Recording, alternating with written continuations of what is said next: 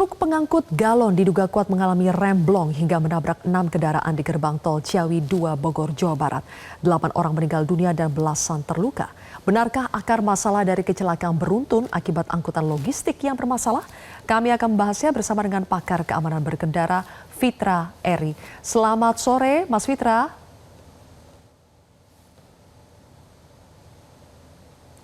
Mas Fitra, audionya belum dibuka, Mas? Ya, maaf. Selamat sore, Sylvia. Baik. Selamat sore, Mas Fitra. Mas Fitra, tentu kita turut berbelasungkawa atas kecelakaan yang terjadi di gerbang tol Ciawi. Dan yang tentu ingin diketahui oleh publik adalah sebetulnya penyebab masalahnya dan kenapa kecelakaan yang melibatkan kendaraan besar seperti truk terus berulang, khususnya di jalan tol. Benarkah, Mas Fitra, akar masalah dari kecelakaan beruntun seperti ini adalah angkutan logistik yang seringkali bermasalah? Ya, baik. Pertama-tama saya berduka cita dulu sedalam-dalamnya atas 8 korban tewas yang terjadi pada saat kecelakaan tadi malam dan berdoa semoga yang luka-luka bisa diberi kesembuhan. Nah, menurut saya bukan hanya angkutan yang bermasalah. Karena ini sebenarnya lebih makro lagi masalahnya bagaimana pemerintah membuat peraturan dan menegakkan peraturan tersebut. Tapi terlepas dari hal tersebut, untuk khusus case by case kecelakaan yang kemarin yang terjadi di Tol Ciawi, itu nanti bisa diputuskan setelah ada penyelidikan apa penyebabnya. Karena penyebabnya bisa dari truknya sendiri, kelaikan jalan truknya, atau kelalaian pengemudinya.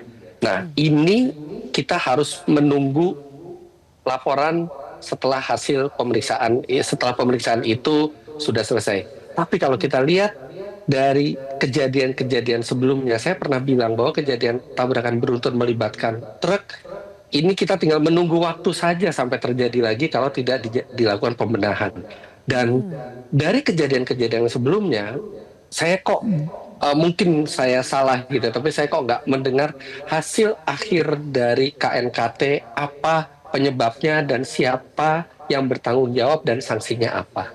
Nah, penegakan hukum inilah yang menurut saya yang membuat transportasi itu sangat bermasalah di sini, apalagi melibatkan truk yang sangat berat gitu ya bobotnya, dan ketika kecelakaan itu bisa sangat fatal. Jadi bukan transportasi barangnya yang bermasalah, tapi dari akar permasalahan, dari aturan yang tidak ditegakkan secara merata dan konsisten, itu yang membuat menjadi masalah. Aturan seperti apa, Mas Fitra, yang sering tidak ditegakkan? Oke, paling gampang, over dimension dan overload. Itu bahkan kasat mata kita saja bisa melihat di jalan betapa banyak truk yang melebihi dimensinya, berapa banyak truk yang sangat pelan ketika berjalan karena muatannya terlalu berat. Kok bisa itu ada di jalan? Kok bisa itu diizinkan? Padahal itu jelas membahayakan keselamatan pengendara jalan yang lain.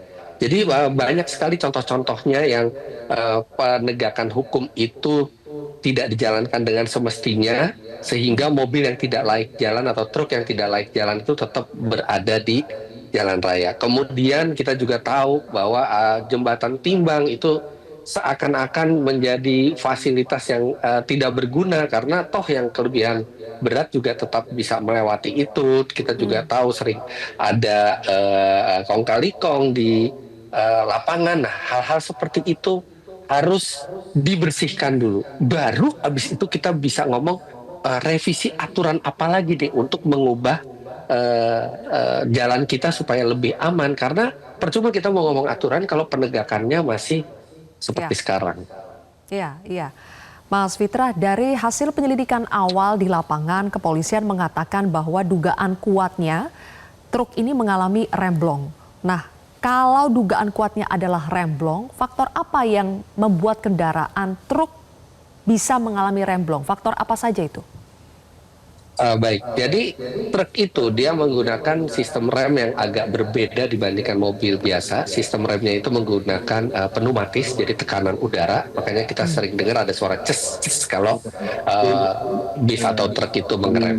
Nah, Rem blong bisa terjadi karena banyak hal.